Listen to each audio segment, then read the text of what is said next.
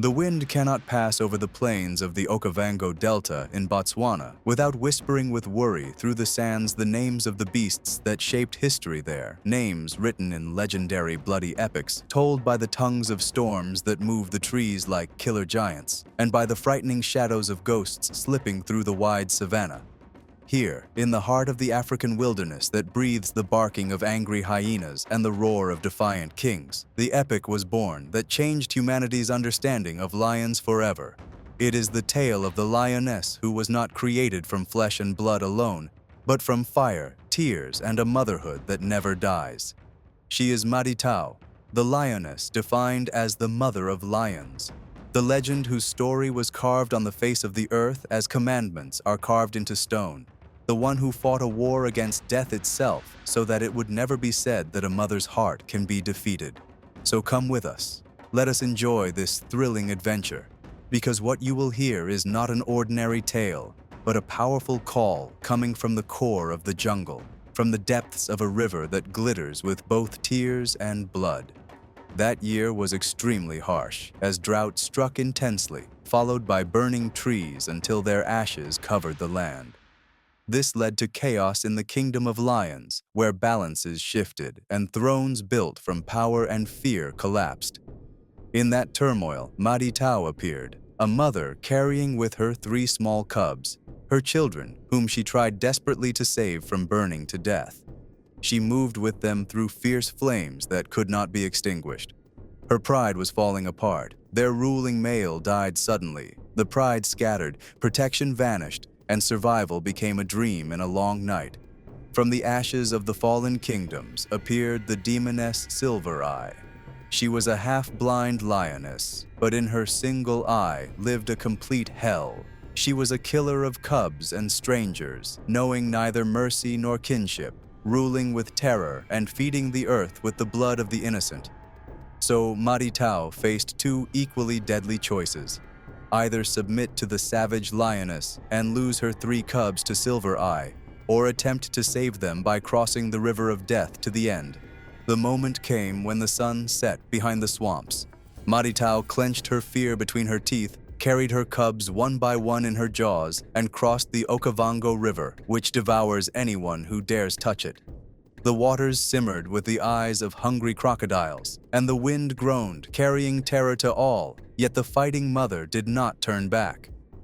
She crossed as legends cross from imagination into immortality. But midway through, a treacherous, fierce crocodile attacked and snatched one of her cubs before her eyes. Her heart trembled with fear, but she neither roared nor cried. She had no time for grief, for survival does not wait for tears. She withdrew immediately from the terrifying waters. She continued until she reached Duba Island, carrying a broken heart and 2 cubs. There began the journey of silence, where no one hears a mother's cry at night except the moon. She hunted alone, facing hunger, beasts, water, and isolation. From a fearful mother, she became an extraordinary fighter, forging iron strength from her weakness. She left no prey untouched, throwing herself upon her targets like fate itself, as if telling the heavens, "I will eat only what nourishes vengeance." But fate did not spare her.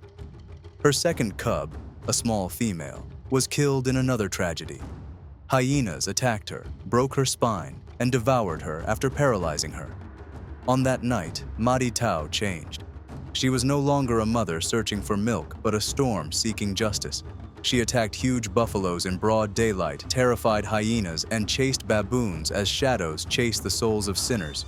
She turned from a creature into a legend, from a female into an army of sacred rage. And at the height of the storm, when it seemed that the bloodshed had calmed, her old rival Silver Eye returned with her pride's lionesses, wanting to end the mother who had challenged the eternal order of the wild. But Madi Tau was no longer afraid. She stood before them, raised her head to the sky, and roared a roar that shook the roots of the trees.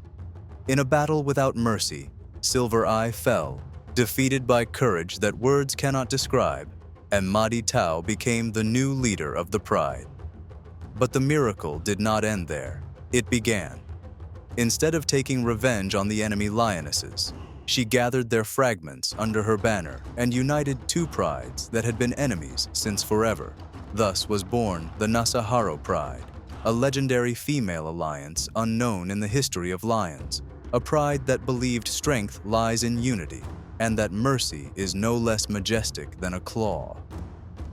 Later, one day, Madi Tau heard a familiar roar on the riverbank.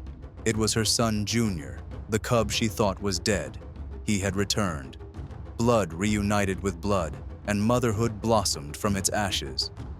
All the lionesses cared for him until he grew strong, becoming a young lion worthy of carrying on his mother's legacy. When he turned 3, Madi Tau bid him farewell at the edge of the island, as the sun bids farewell to its last ray.